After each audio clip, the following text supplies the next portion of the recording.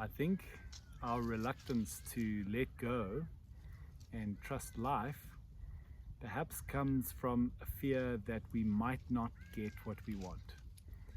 And so long as we feel that we're in control, even though that's an illusion, if we feel that we're in control, there is some sense that we have control over what we're going to get. But I think it's important to step back and ask ourselves, do we really know? Do each of us really know what we want? And the answer to that question is no. Nobody really knows what they want. We think we know what we want, but we don't really know what we want. And if you're disagreeing with me right now, then just think about this. Think about the things that you thought that you wanted. Maybe you thought that you wanted a new car, and you thought, once I get that new car, then it'll be amazing. I'm tired of this sort of piece of junk that I drive to work. And then you get the new car. How long does it take before that new car feels very similar to driving your old car? Once you've shown all your friends, and you've got over that initial excitement, and perhaps the smell of the new car has faded away, feels the same.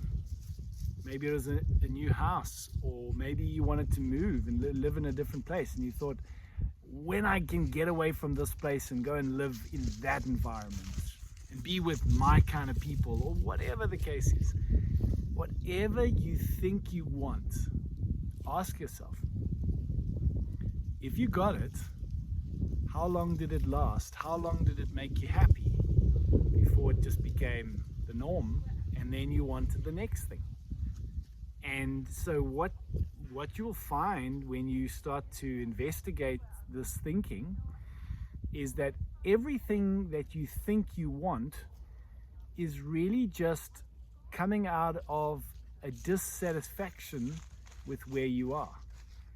It's driven by the thought, the mind, that says, when I get this, then I'll be happy. When I achieve this, then I'll be happy. When I move and I live there, then I'll be happy. When I have this relationship, then I'll be happy. When I'm out of this relationship, then I'll be happy. Right? Doesn't matter what you say, doesn't matter what the content of it is. The truth remains. Nothing outside of yourself will make you happy. It can make you happy for a time, but it's short-lived. And so all these things that we think we want, we don't actually want them. We want what we think they will give us. We think we want the car, maybe because we'll feel more important, we'll look more successful, feel more successful. So it's not the car we want, it's the feeling of success. It's the feeling of significance. It's not the relationship we want, it's the feeling of being loved, or whatever it may be specifically for you. And when you come to acknowledge that and accept that we don't know what we want, we really don't know what we want. We think we know what we want. But life knows what we want. God knows what we want. Right? Whatever your preferred label. Some people refer to it as God, some people refer to it as life, some people refer to it as the universe, or whatever. It doesn't matter what name you give it. Whatever you feel is the thing that is animating our entire universe. That's what I'm talking about. It's that divine energy that flows through us. And your life is unfolding perfectly for you. Everything that you need will be available to you when you need it. And there's a difference between what we need and what we want.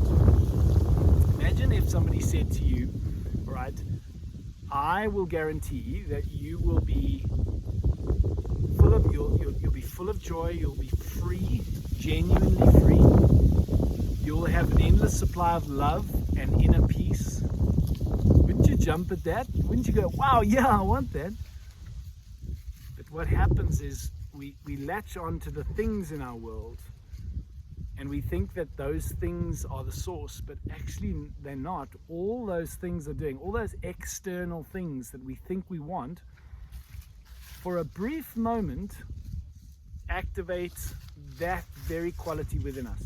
If there was a place that you went to that made you feel so at peace and calm, it's not the place you want, it's the feeling of inner peace.